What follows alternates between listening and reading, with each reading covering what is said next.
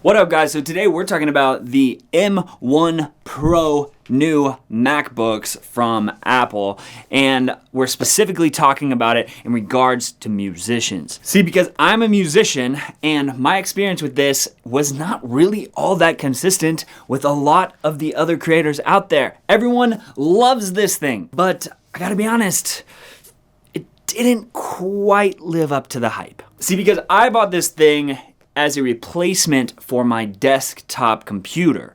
And I'll show you that thing here in a second, but I thought that this was gonna be able to replace that, completely blow it away, obliterate it, and it just didn't. So I wanna tell you guys a little bit about my experience and get into a little bit of the pros and cons of why you potentially should buy this laptop, or maybe why your money might be better spent elsewhere. All right, so first I wanna just tell you which laptop I got. So I got the 16-inch space gray M1 Max chip. So this one on the side, the $3,499 version. I freaking spec'd this out and I added the 60 gigabytes unified memory and I added the storage, 2 terabytes of SSD storage. So this thing is about as spec'd out as you could possibly get right now from Apple. So first of all, I don't want you to get me wrong. I do like this computer. I've been using it for about 2 to 3 weeks now, and it's done the job. It's been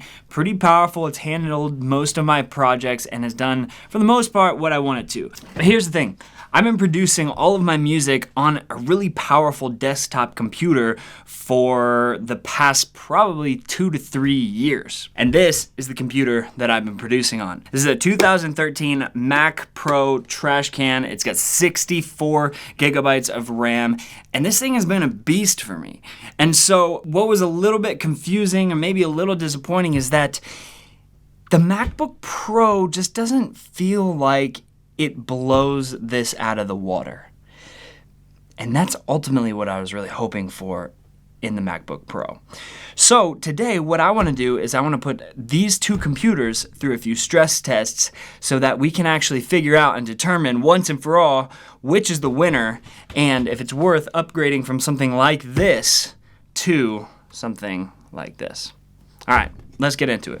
All right, so what we're gonna do is the ultimate stress test. So I have the same project loaded up on both computers. On the left, we have the Apple M1 Max 64 gigabytes, and on the right, we have the 2013 64 gigabytes, 3.7 gigahertz quad-core Intel Xeon E5. So I'm gonna go ahead and do the exact same stress tests on the same project on both computers so we can really see which computer performs better. So let's get into it. All right, guys, the first stress test we're gonna put these computers through is to see which computer can open the project faster. Same project. All right, ready? 3, 2, 1.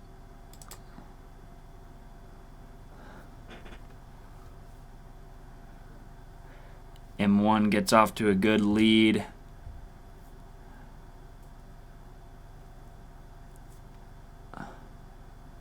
M1's done.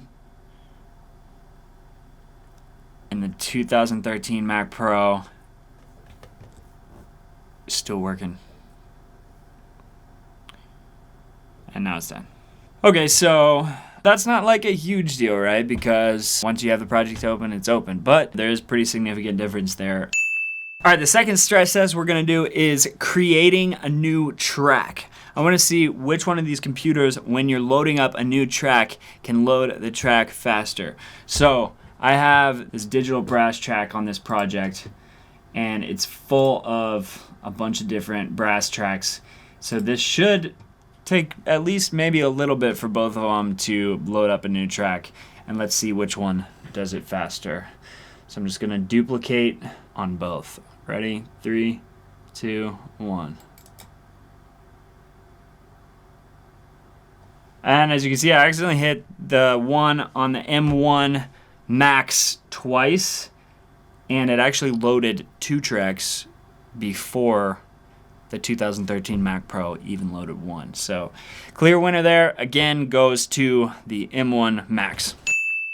All right, so the third stress test I want to do is responsiveness. How much is it responding to my fingers? When I put an input in, how fast does it take for it to respond to me? So I ended up adding about 100 tracks on each one. I just duplicated out this digital brass, you can see. And so I want to see if under all that stress, under all that pressure, how well is the system still responding to my inputs. First, the M1 Max. Hey, cute girls, come and snuggle up. Come and snuggle up. Yeah, we are cuddling. Hit me up with a few. Man, it's getting I think my guys agree that this has been great. So my ladies, now I'm an advocate that we should cuddle all day and tomorrow replicate. Baby, cuddle.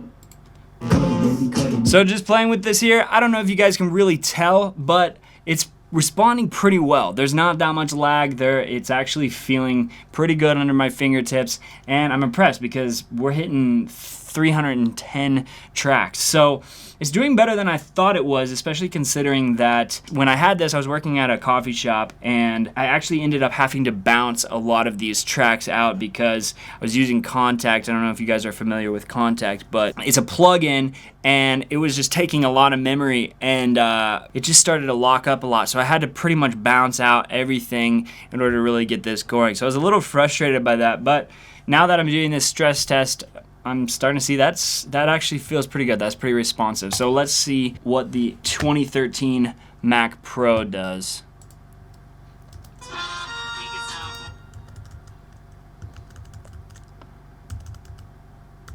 So already I can tell it's pretty significantly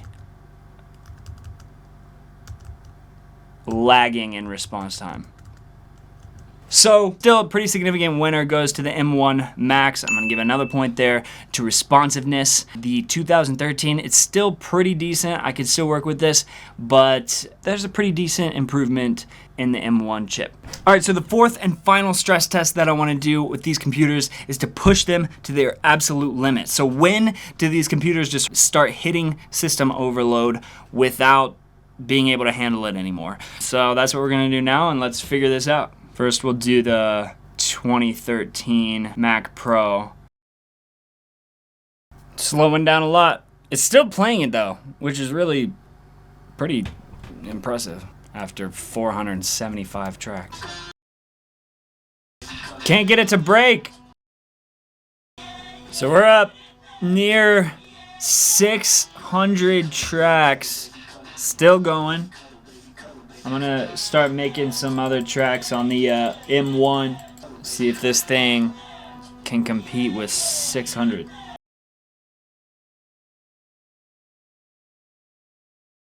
Alright, so it's taken quite a long time. My camera died in the midst of doing this, but I'm finally starting to get these things to crash. So believe it or not, the M1 Max is starting to crash more frequently.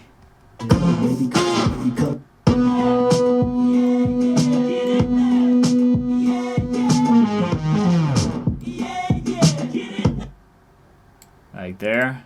I will say though, the M1 is handling it a little bit better. The 2013 Mac Pro doesn't seem to be crashing quite as much. However, it takes me a lot longer to keep building this up. And the more I duplicate, the longer the wait time is for a new track to be created. Girls, come and snuggle up. There's another crash. Let me do that same thing. We're at the exact same amount of tracks right now. So. Hey, cute girls, come and snuggle up. Come and snuggle up. Hey, cute girls, come and snuggle up. So right there, the 2013 Mac Pro was able to create a new track without crashing. This is still playing the audio. The M1 Max was not.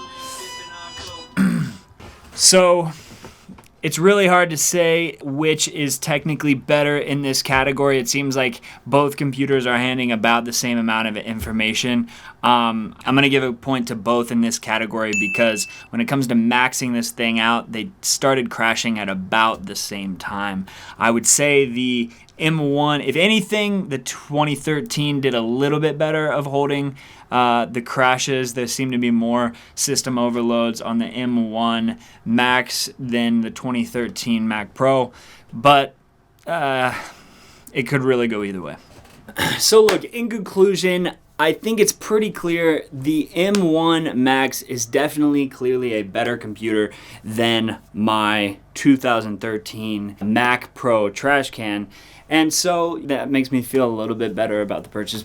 But I think the thing is I just thought that this thing was going to absolutely blow my expectation out of the water. And what I'm finding really is that with the MacBook Pro M1X, I'm still having to bounce some tracks out just because I want it to respond a little bit faster, and I'm still having to wait sometimes for it to catch up to itself, and sometimes it does still crash. Yeah, it just hasn't been as seamless as I've wanted. Is it a great computer? Yes. Would you be happy with it? Most definitely. I just think, if you have a computer that you're already really stoked on and it does a really good job, upgrading to this computer maybe won't be as big of an upgrade as you potentially think it might be, because that's kind of what I feel like I felt, and I just wanted to explain my experience so that I can save some people from having the same experience. So know that it's a good computer, but maybe just don't get the bar so high in your heart. That said, the last thing I'll say, and this thing is a big point for the win for the M1 Max, is that it is so quiet. I'm gonna show really quick a difference of the sound that is playing from the computer, just that white noise, which is a big deal for producers when we're recording people singing or whatever, to not have anything in the background. And so I'll play a little bit of the difference between the 2013 Mac Pro and the M1 Max. And in this case, you would definitely see a big difference. So if that's a big deal to you, then I would indeed recommend upgrading to this computer solely for the incredibly quiet sound that you get from the computer. So here's that.